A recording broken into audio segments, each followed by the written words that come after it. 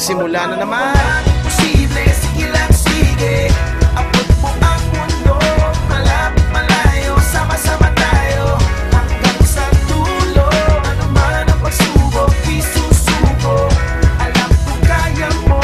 Sige lang, sige, sige lang, sige. Walang imposible.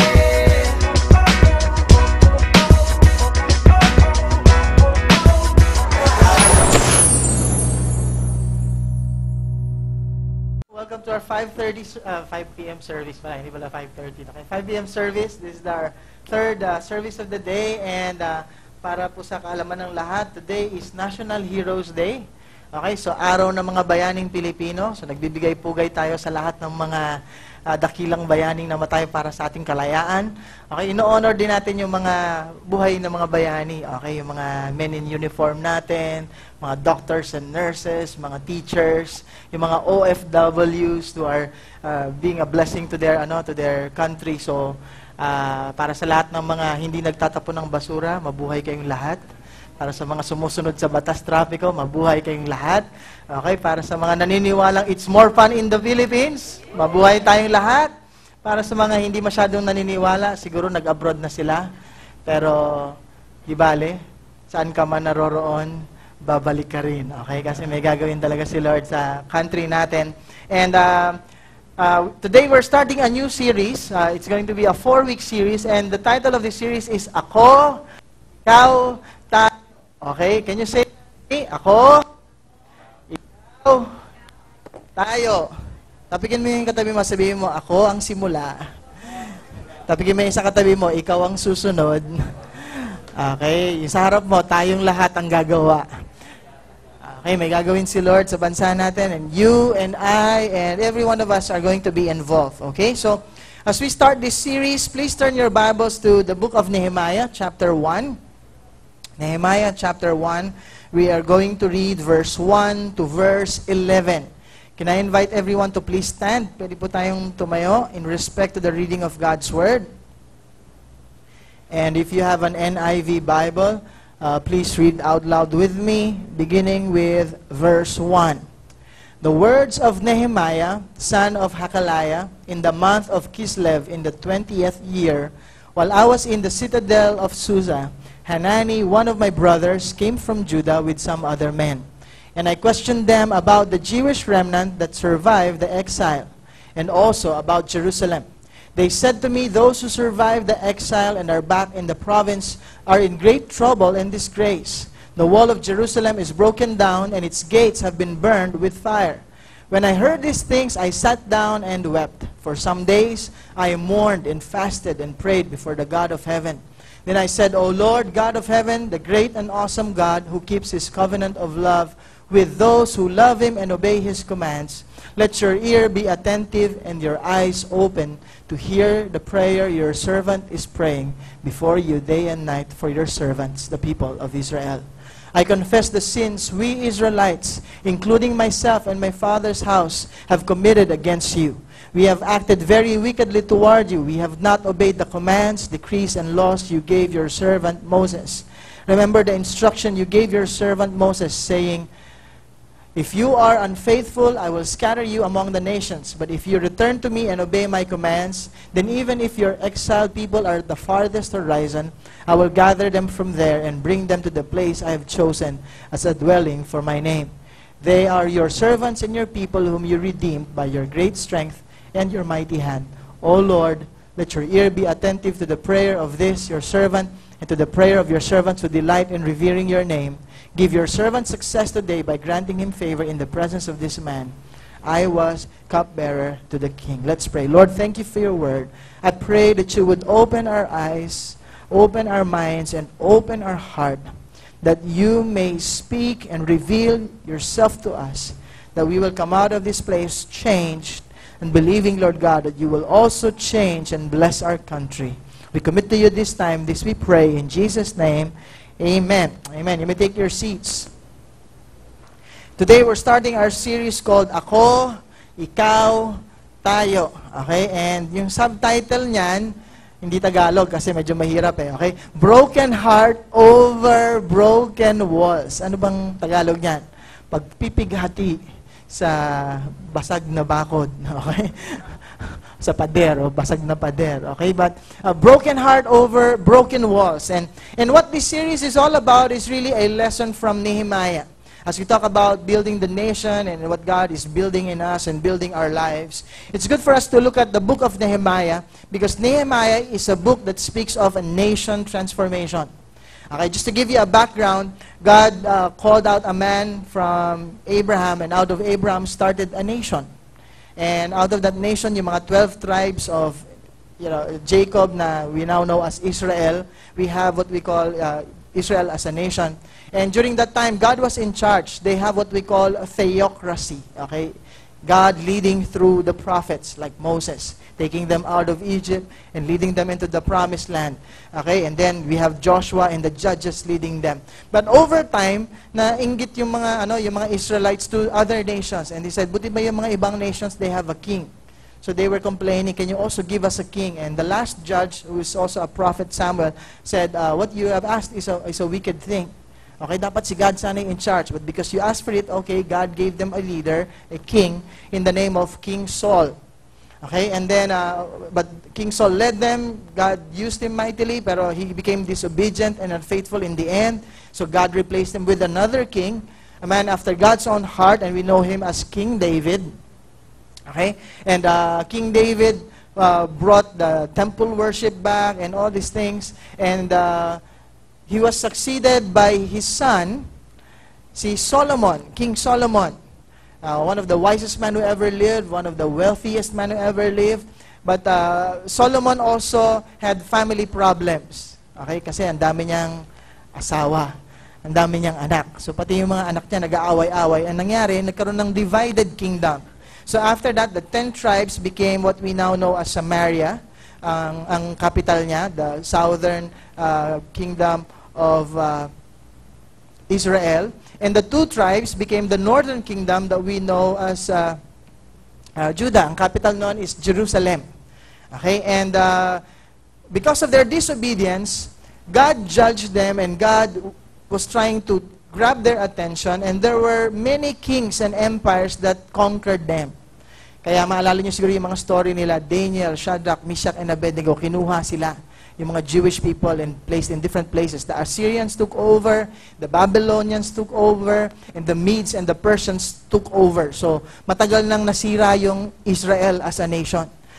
The walls were torn down, the temple was broken, and there was a time that God showed favor, di ba, sa story ni Daniel and all these people, na God still used them, God still blessed them kahit na they're serving pagan kings. And God gave them favor. So, isa-isang nagbabalikan yung iba. Okay, nag-return, nag-exodus. The first one was led by Zerubbabel and also by the prophets Haggai and Zechariah. Kaya magandang mabasa rin yung mga books na to. Okay, and then 80 years later, the second group went back to Israel, and this was led by Ezra, the priest. And he was trying to restore the temple and also teaching the people about the ways of God. Now, 13 years later, sumunod itong si Nehemiah. But Nehemiah is not a priest, he's also not a prophet, but he's a layman. Cupbearer siya to the king. And he led the people in raising up the walls of Jerusalem, which is a symbol of their strength as a nation. And ang daming principles that we can learn from the life of Nehemiah and what God did through his life. But if I'm going to summarize this beginning part of this series, the message is all about change. Everybody say change. Alam natin that the only thing constant in this world is change. Whether we like it or not, things are changing. Okay, whether you want to stop it or not, we are aging. Okay, may mga nagbabago. Alam ko, uso yung mga reunion ngayon. Parang gusto natin, pagka nag-reunion, gusto natin marinig yung, uy, parang wala kang pinagbago since high school. Pero hindi nila alam, ang daming nagbago since high school. Ilang visit sa dermatologist yan, ilang visit to the gym just to look younger.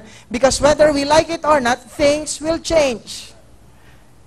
And it will take change just even to look the same.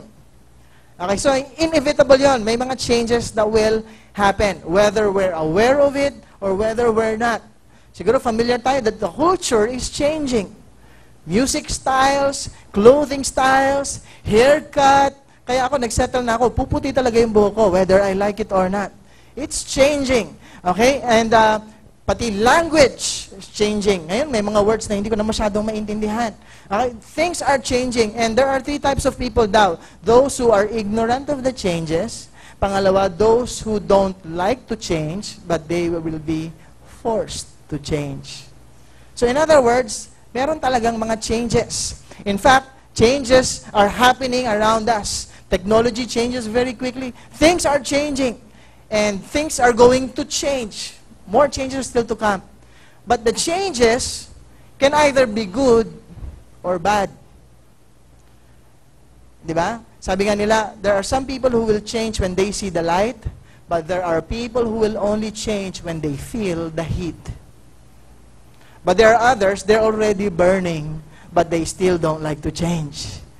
So how do we make sure that these changes are going to be positive for us? We talk about our nations changing. Don't worry, wag po kayong mag-alala. I'm not running sa next election. Okay, pero may mga changes na mangyayari and the world is changing. Meron tayong mga climate change, environmental change, and many economic changes and society or government changes and all that. But how can we make sure that the changes that will take place will be good for us? That's what we're going to talk about today.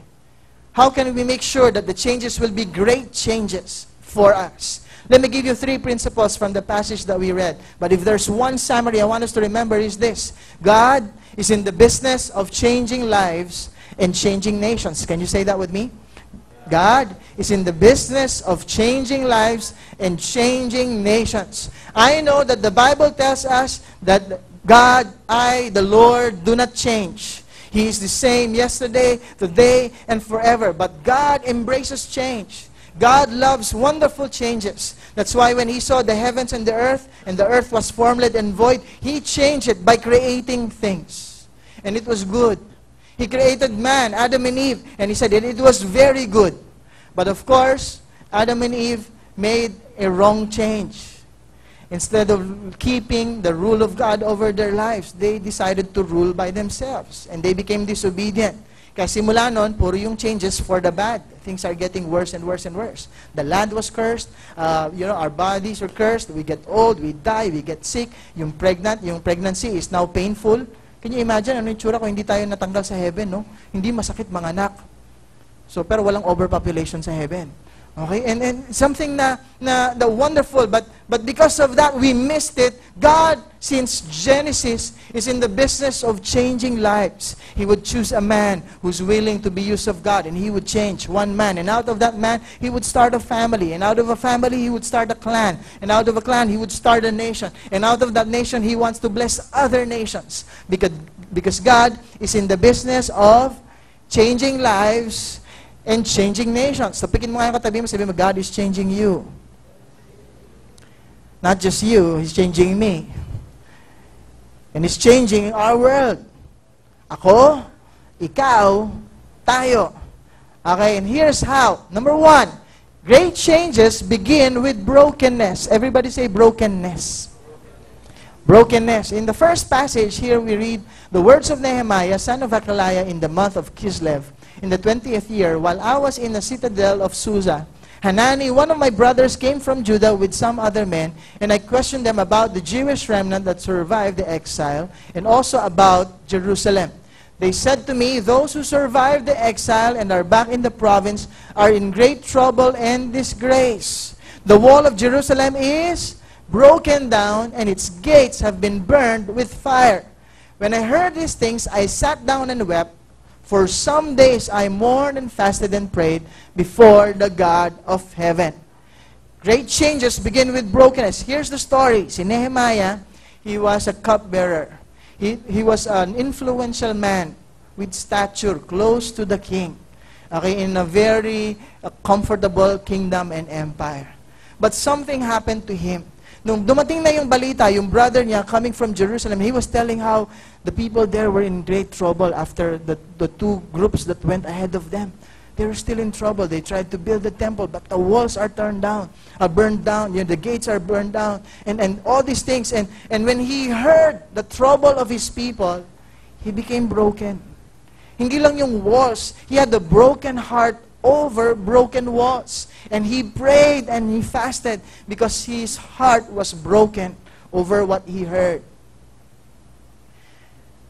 If we want great changes to happen in our lives, we need to first reach a place of brokenness.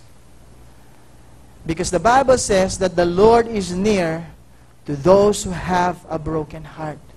Ano ba yung ibig sabihin ng brokenness? Yung pag yung heart mo parang nabiyak, pira-piraso, durug-durug because of the situation. Diba? Isn't this true that many times people only go to God when they realize they have no other option except God? Sadly, many people today, we are living in a me generation. We're so selfish. A lot of us are a self-made, we want to be a self-made man, a self-made woman.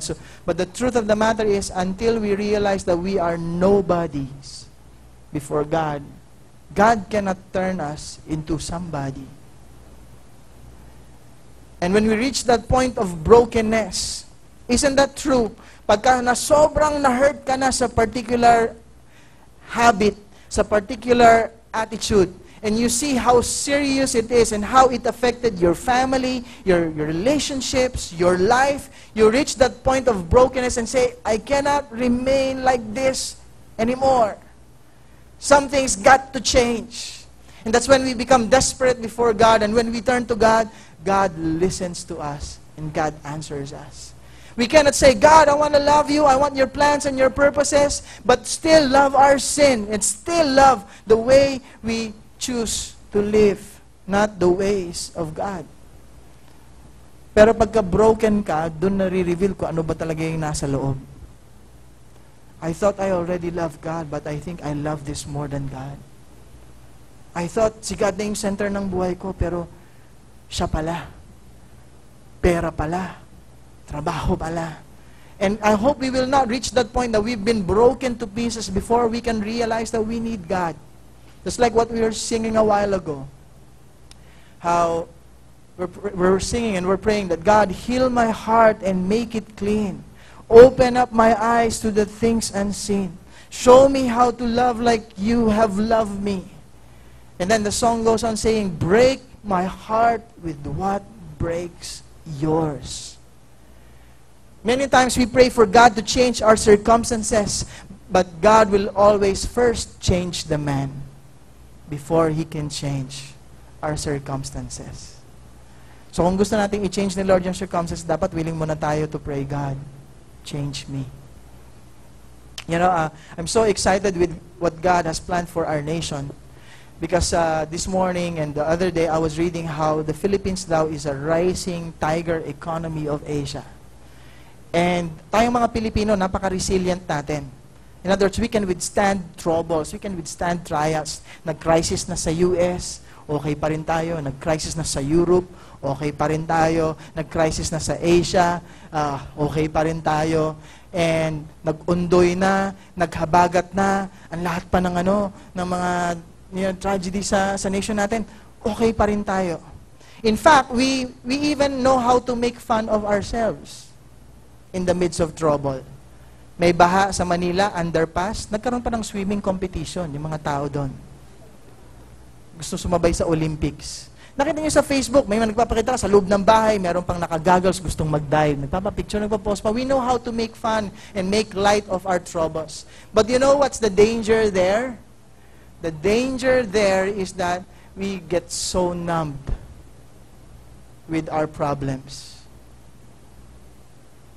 But until we're broken, yung na-realize mo ba, dapat inaalagaan natin yung environment eh.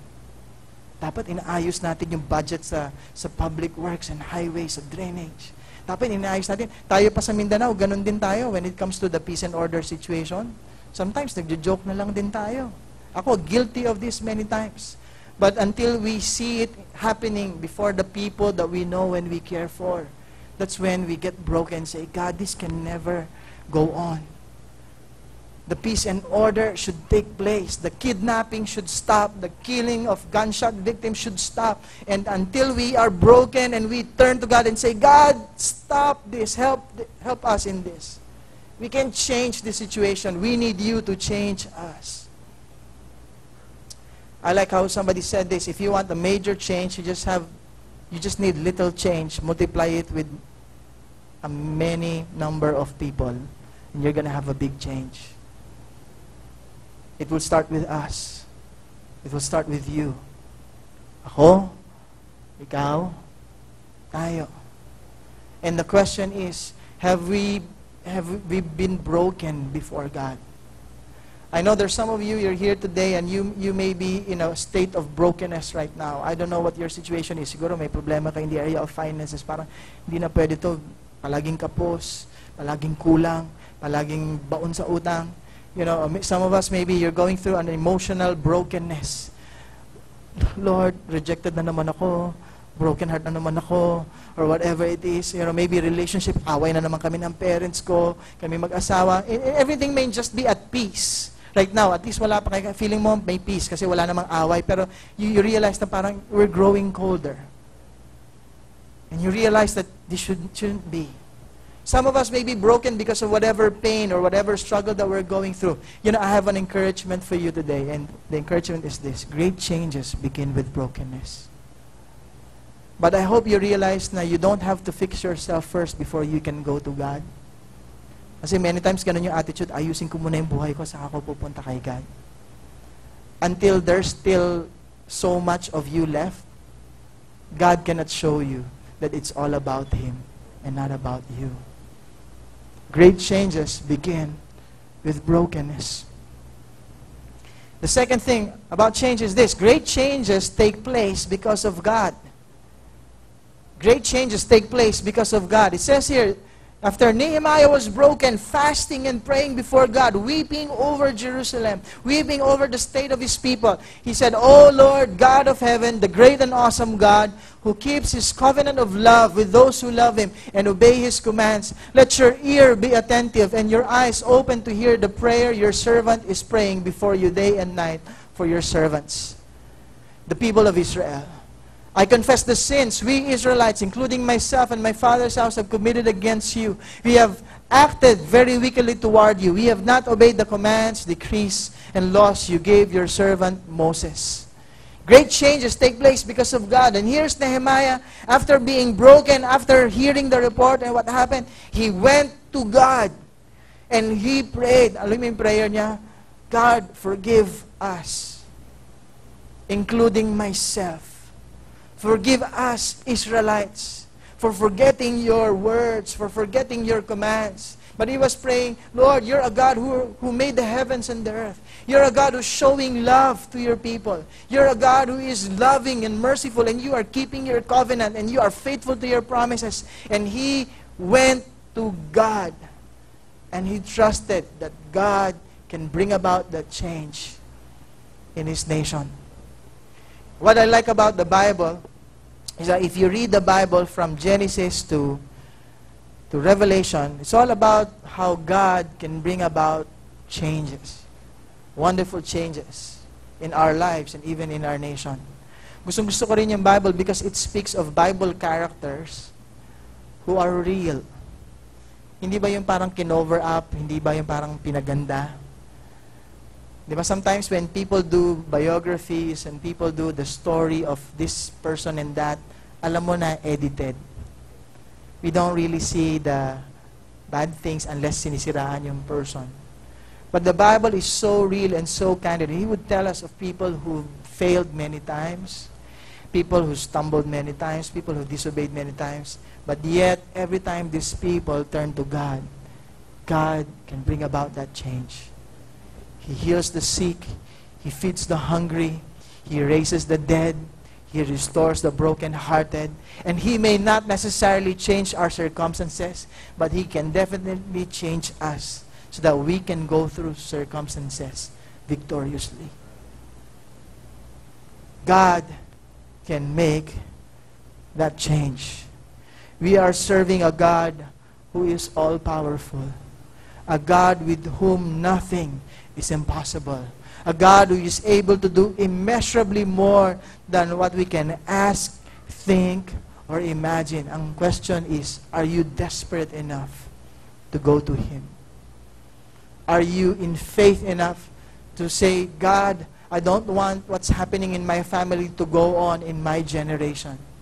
From my generation, I want the division to stop. I want the poverty to stop. I want this sickness to stop. And beginning with me and my future generation, we want to be a people blessed. We want to be a family blessed. Na Lord, ayoko na yung cycle mag-continue from our forefathers to my father to me, and then ipapasa ko pa yan to the next generation. God, I'm believing for a new Zamboanga for my future generation. I'm believing for a new Mindanao for my future generation. I'm believing for a new Philippines for my future generations.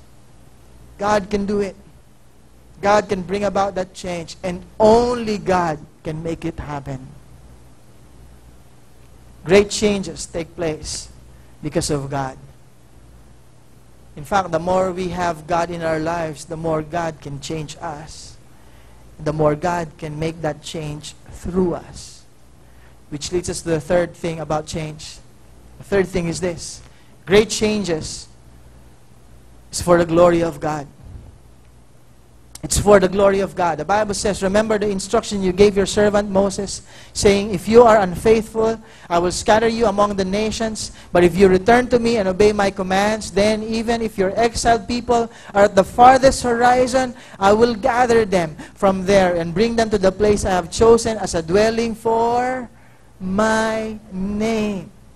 They are your servants and your people whom you redeemed by your great strength and your mighty hand. O Lord, let your ear be attentive to the prayer of this your servant, and to the prayer of your servants who delight in revering your name.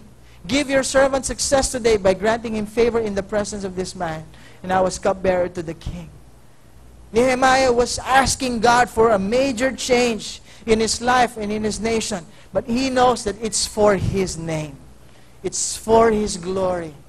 It's for the glory of God. You know, what's amazing about this phrase, the glory of God, is because the glory of God speaks of the weight or the opinion of God about a certain situation.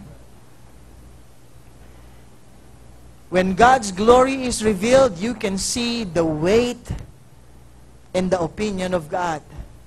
Na ito pala yung will ni Lord. It's good, it's pleasing, and it's perfect. And when God comes and when God moves, who gets the glory? God gets the glory. But you know what's amazing? When we empty ourselves before God, when we're broken, and we turn to God, and God moves, when we humble ourselves before Him, when God is glorified, God will also lift you up. But every time we bypass the glory of God and think we can do better than God, because many times we make God our last option. Many times we try everything first. And pag hindi na kaya, sa kanalang, God, please, bahala ka na. Tulungan mo na ako.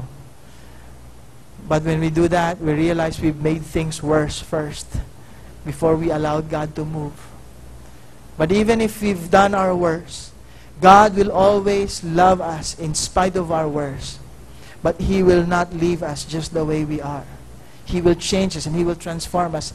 And if we would pray like John the Baptist said, it's time for Him to increase and for me to decrease. That's when God gives us the honor. That's when God lifts us up. And God blesses us so much that we can be a blessing. You know, with all this habagat thing, and may mga joke going around pa nga how August is 8, right? The 8th month.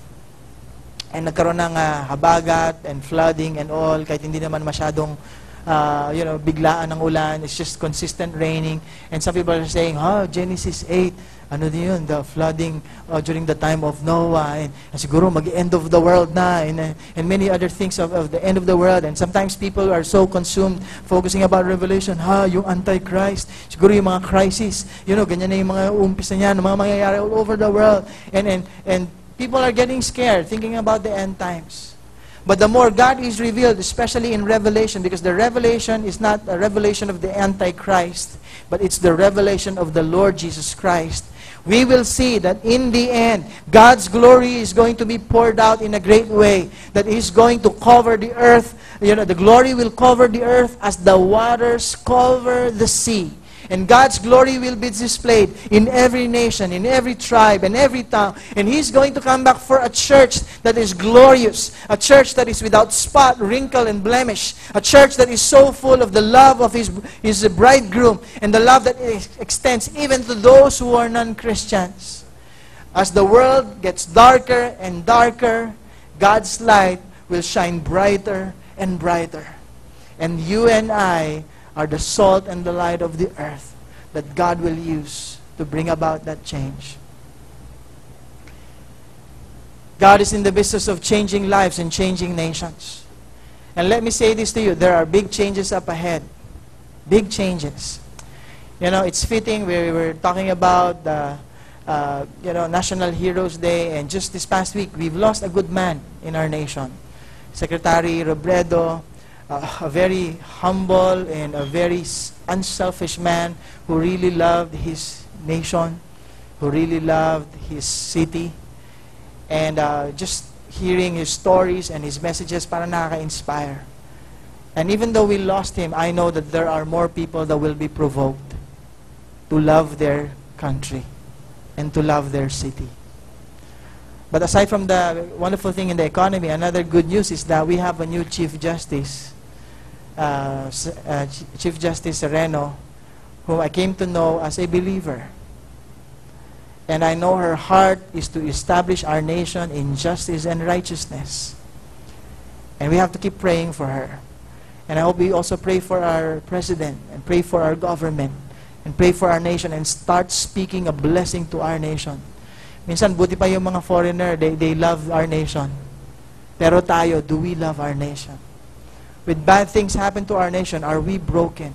When bad things are happening to our city and to our region, are we allowing God to break our heart so that we could have His heart for this nation and for His people? Great changes are happening even in our church. Right now, we have 4 services every Sunday. We have a youth service every Saturday. We just added another service last Friday. And big changes are up ahead.